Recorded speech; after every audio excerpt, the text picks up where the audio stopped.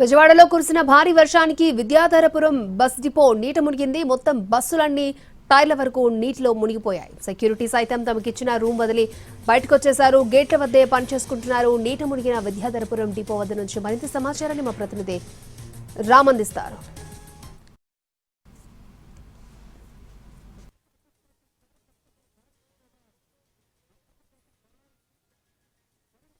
విజయవాడలో కురిసిన భారీ వర్షాలకు విద్యాధరపురం డిపో నీట మునిగింది. మొత్తం నీట మునిగి బస్సులన్నీ కూడా బయటికి తీయాలంటే కూడా ఇబ్బందికరమైనటువంటి పరిస్థితులు అయితే మనం గమనించవచ్చు. బస్సుల్లో ఎక్కడ చూసినా కూడా అటువైపు మనం ఒకసారి కనుక గమనిస్తే టైర్లు సగం వరకు కూడా నీళ్లలో మునిగిపోయినటువంటి పరిస్థితి అయితే ఉంది. నిన్నైతే పూర్తిగా మునిగిపోయాయి. ఇప్పటికీ అంటే నిన్న పడిన వర్షానికి ఇప్పటి వరకు కూడా ఇంకా నీరు బయటికి వెళ్ళనటువంటి పరిస్థితి అయితే గమనించవచ్చు. అటువైపు ఆ చివర ఉండేటటువంటిది అంటే ఎక్కువగా సెక్యూరిటీ అక్కడ ఉంటూ ఉంటారు.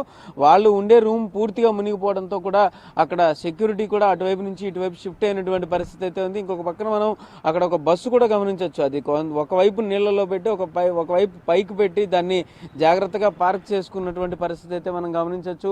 ఎటు చూసినా కూడా నీళ్లు నిండిపోయి విద్యాధరపురం డిపో బస్సు ప్రతిసారి ఇదే విధంగా జరుగుతూ ఉంటుంది.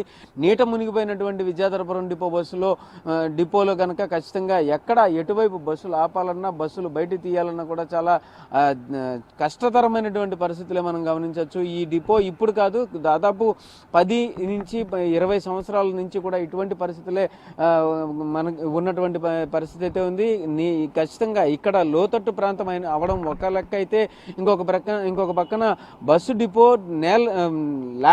కూడా పూర్తిగా కిందకు ఉండడం, అది పూర్తి స్థాయిలో పైకి రాలేని పరిస్థితుల్లో ఉండడం కూడా మనం అయితే గమనించవచ్చు. విద్యాధరపురం డిపో బస్సు పూర్తి స్థాయిలో నీట మునిగిపోయినటువంటి పరిస్థితి అయితే ఉంది. ఇక్కడ నుంచి నీటిని తోడడానికి కూడా బయటికి పైపులు వేసి మోటార్లు వేసి నీటిని తోడినప్పటికీ కూడా నీటిని ఎంత తోడినా కూడా నిన్నటి నుంచి కూడా పూర్తిగా బస్ డిపో అయితే మాత్రం నీళ్లలోనే మునిగిపోయి ఉన్నటువంటి పరిస్థితి అయితే ఉంది. ఈ రకంగా ఉన్న ఈ విద్యాధరపురం బస్ డిపోకి సంబంధించినంత వరకు కూడా అధికారులు అయితే చర్యలు తీసుకుని దీన్ని నీట మునగకుండా చేయడానికి ప్లాట్ఫామ్స్ నిర్మించి మొత్తం అంతా కూడా ఫ్లాట్ చేసి ల్యాండ్ని హైట్ చేయడానికి కూడా ఇప్పటికే టెండర్లు పిలిచినటువంటి పరిస్థితి అయితే ఉంది. దీనికి సంబంధించి నిధులు కూడా వస్తాయని అయితే చెప్పారు. అయితే ఎంతవరకు ఈ పనులన్నీ జరుగుతాయనేది కూడా చూడాల్సినటువంటి పరిస్థితి అయితే ఉంది. దాని మొత్తానికి విద్యాధరపురం డిపో అయితే మాత్రం పూర్తిగా నీట మునిగిపోయినటువంటి పరిస్థితి అయితే ఉంది. కెమెరా పర్సన్ ఈశ్వర్తో Ram, NTV, Vijayawada Vidyadharapuram depot bus depot.